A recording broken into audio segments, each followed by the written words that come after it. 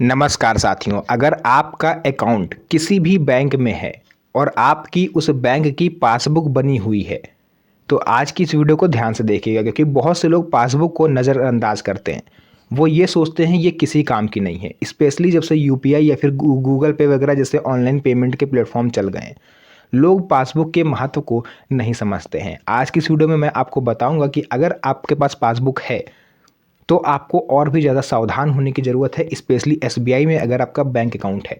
Video को अंत तक देखिएगा क्योंकि पासबुक का जो महत्व है वो आज मैं इसमें आपको बताऊंगा। अगर ये पासबुक आपके पास ना हो या इसको आप टाइम टू टाइम अपडेट नहीं करवाते हो तो आपको किन किन मुसीबतों का सामना करना पड़ सकता है, उसके बारे में आज की इस वीडियो में जानकारी मैं आपको दूंगा। तो चलिए वीडियो को स्टार्ट करते हैं। सबसे पहले मैं आपको यहाँ पर बताऊंगा कि जो पासबुक है वो बैंक खाते का आधिकारिक रिकॉर्ड रखती है, यानी आपके बैंक में कितना ट्रांजैक्शन हो रहा है, कितना पैसा आप जमा कर रहे हो, कितना पैसा आप निकाल रहे हो, इस सभी का आपको ऑफिशियली रिकॉर्ड उसमें मिल जाता है। इसके अलावा हर ट्रांजैक्शन बैलेंस और ब्याज की सटीक जानकारी रखता है। आपको कितना ब्याज मिल रहा है, कितना इंटरेस्ट मिल रहा है, इन सभी चीज़ों की जानकारी आपको ये पासबुक देती है।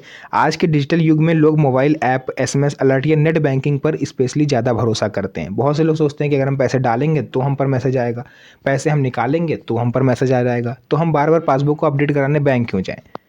तो साथियों, बैंक ने यहाँ पर आपके लिए एक नई सुविधा शुरू करी है कि आप घर बैठे भी पासबुक का प्रिंट आउट देख सकते हो, वो भी लेटेस्ट, बिना बैंक जाए।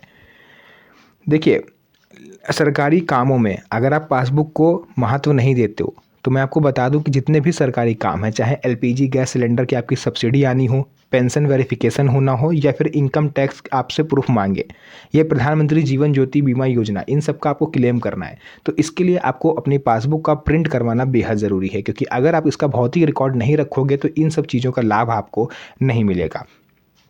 या फिर आप अगर लोन लेना चाह रहे हो तो वो अप्रूव नहीं होगा, क्योंकि अंतिम सत्यापन का जो आधार है वो बैंक की पासबुक ही होती है। इसके अलावा उदाहरण के लिए अगर आपका जनधन अकाउंट है और डीबीटी का पैसा आया हुआ है, पीएम किसान सम्मान निधि का आया है, पेंशन योजना का आया है, किसी भी सरकार की जो आर्थिक सहायता होती है उसका पैसा अगर आपके पास आया हुआ है तो पासबुक की एंट्री ही उसका प्रूफ होगी। अगर अगर मान लेते हैं, चलिए मैं आपको एग्जांपल के थ्रू बताता हूँ। मान लीजिए कि आप पर मैसेज आया कि आपके अकाउंट में 5,000 रुपये सरकार की तरफ से भेजे गए, मैसेज आ गया फ़ोन पे, आप खुश हो गए। बैंक आप जाते हो, वहाँ पर पासबुक प्रिंट कराते हो और उस पर ऐसा कोई शो ही नहीं होता। तो मैं आपकी जानकारी के लिए बता दूं कि जब तक वो पैसा पासबुक पर शो नहीं होगा तब तक बैंक आपको वो पैसा नहीं देगा। ये चीज़ आप दिमाग में रखिए, पासबुक बहुत महत्वपूर्ण दस्तावेज है बैंक की नज़र से। इसके अलावा अगर आप किसी ऐप का स्क्रीनशॉट लेकर जाते हो वहाँ पर कि भैया देखो 5,000 आया था, इसमें दिख क्यों नहीं रहा है, तो वहाँ पर आपका स्क्रीनशॉट माना नहीं जाएगा जब तक आप वही चीज़ पासबुक पर नहीं दिखाते हो। इसके अलावा कई बार होता क्या है कि ऐप में तो बैलेंस अपडेट हो जाता है, अगर आप किसी भी बैंक का ऐप यूज़ करते हो तो वहाँ पर तो बैलेंस दिख जाएगा, लेकिन पासबुक में अगर आप अपडेट नहीं कराते हो तो आपको प्रॉब्लम होगी, जिससे सरकारी ऑफिस में घंटों चक्कर आपको लगाने पड़ सकते हैं। आरबीआई के दिशा निर्देशों के अनुसार पासबुक फाइनेंशियल प्रूफ के रूप में वैध है और इसे कभी पुरानी चीज़ ना समझें। बुजुर्गों के लिए तो ये जीवन रेखा है, क्योंकि ये वो लोग क्या होता है, जितने बुजुर्ग होते हैं या महिलाएं होती हैं वो ऐप को यूज़ नहीं करते हैं, उनको ऐप समझ में नहीं आता है। और पासबुक पिछले कई सालों से आपके माता पिता, आपके दादा परदादा सभी ने पासबुक को ही यूज़ किया है, तो उसका कुछ रीज़न होगा। ठीक है, पासबुक आधिकारिक रिकॉर्ड है, मैं आपको बार बार कह रहा हूँ। अगर आप कभी भी भविष्य में आगे चल के भर गई है पासबुक, आप उसको फेंक रहे हो तो यहाँ पर आप एक गलती कर रहे हो, क्योंकि आगे चल के आपको फिर कई सारी ऐसी सरकारी सुविधाएं हैं जिनका लाभ नहीं मिलेगा। एसबीआई के नए डिजिटल एकीकरण पासबुक प्लस टेक्नोलॉजी, एसबीआई ने पासबुक को पूरी तरह डिजिटल बैकएंड से लिंक कर दिया है, जिसमें एंट्री में गलती की गुंजाइश लगभग शून्य हो गई है। योनो 2.0 प्लेटफॉर्म और एम पासबुक जैसे ऐप एसबीआई की तरफ से लॉन्च किए गए हैं, जिसमें आप चाहो तो उसमें रियल टाइम डाटा आपका सिंक होता रहता है। आप चाहो तो घर बैठे अपनी पासबुक प्रिंट करा सकते हो डिजिटली। ठीक है, फिजिकली के लिए तो आपको जाना पड़ेगा, बट डिजिटली आप करवा सकते हो। एम पासबुक ऐप आप लोग डाउनलोड कर सकते हो, एंड्रॉयड आईओएस सभी के लिए होता है। एसबीआई यूज़र अगर आप हो तो ये आपके लिए रहने वाला है। या पीडीएफ फॉर्मेट में आपको पासबुक का प्रिंट आउट जो है दे देगा, यानी कि जैसे आप प्रिंट कराने बैंक में जाते हो पासबुक, सेम वही पासबुक का प्रिंट आउट आपको ये पीडीएफ के रूप में दे देगा, अगर आप इसमें अपना सब कुछ मांगते हो। इसके अलावा इसमें आप पिछले 6 महीने से लेकर के 1 साल तक की एंट्री डाउनलोड कर सकते हो कि इन बीच आपके बैंक में कौन सा ट्रांजेक्शन हुआ है। बाकी SBI इन टच ब्रांचों में 24/7 आपको वहाँ पर मिल जाएगा। जो SBI क्यूसेक मशीनें होती हैं वहाँ पर आप जाके अपने आप स्वयं से ऑटो अपडेट कर सकते हो। पासबुक अपडेट की आसान प्रक्रिया स्टेप बाय स्टेप। अगर आपको नहीं पता है कि बैंक में जाकर के पासबुक अपने आप कैसे अपडेट करनी है तो मैं आपको बताता हूँ, क्योंकि कई लोग ऐसे हैं जो केवल इस वजह से पासबुक को प्रिंट नहीं करवाते हैं कि वहाँ के अधिकारी टाल मटोली करते हैं। तो आप इसे खुद से भी कर सकते हो, उसका प्रोसेस मैं आपको बता देता हूँ। स्वयं क्यूसेक मशीन से आप अपडेट कर सकते हो। ब्रांच में आपकी पासबुक पे एक बार कोड लगा दिया जाएगा, उस बार कोड के थ्रू आप स्कैन कर सकते हो। वहाँ पर आपको हिंदी अंग्रेजी लैंग्वेज चुननी है, उसके बाद आपको बचत खाते पे क्लिक करना है, आपकी पासबुक प्रिंट होने लगेगी। मोबाइल में एम पासबुक ऐप से आप उसको डिजिटली प्रिंट आउट करा के देख सकते हो। योनो लाइट अगर आप ऐप इंस्टॉल करते हो तो इससे आपको अपने हर खाते में होने वाले हर ट्रांजैक्शन की छोटी मोटी जानकारी आपको मिलती रहेगी। इसके अलावा सीनियर सिटीजन और पेंशनर्स के लिए इसमें विशेष लाभ हैं। SBI सीनियर सिटीजन जो कि 60+ वाले होते हैं उनको प्राथमिकता देता है।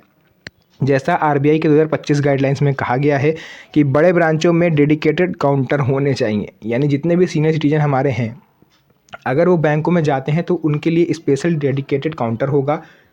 मतलब उनका सारा काम एक ही काउंटर पर होगा, उनको इधर उधर दौड़ने भागने की ज़रूरत नहीं है, और ये केवल सीनियर सिटीजन्स के लिए होगा, किसी अन्य के लिए नहीं।